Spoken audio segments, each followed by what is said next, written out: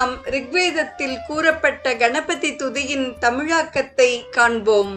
கணங்களுக்கு தலைவனாகி கணபதி என பெயர் பெற்ற பெரும் மதிப்பிற்குரிய அறிவாற்றலில் சிறந்த கவியாக விளங்குபவனே, ஞானச் செல்வ ஒப்பற்ற புகழ் படைத்த வேதநாயகனாக விளங்குபவரே, எங்களது பிரார்த்தனைகளுக்கு செவிசாய்த்து உமது இதயத்தில் இடம் அளிப்பீராக என்பதாக உள்ளது. கணபதிக்கு தும்பிக்கையுடன் 5 கைகள். அவை பஞ்ச கிருத்தியங்களை செய்கின்றன.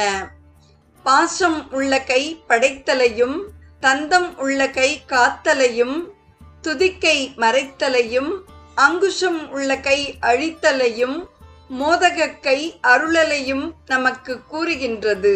பிரம்மா, ருத்ரன், விஷ்ணு, மகேஸ்வரி, சதாசிவம் என 5 மூர்த்தங்கள் உள்ளடங்கிய பரபிரம்ம மூர்த்தம் கணபதி. கணபதியை பற்றி கூறுமுன் அவரையே மனமுவந்து பணிவோம். சர்வ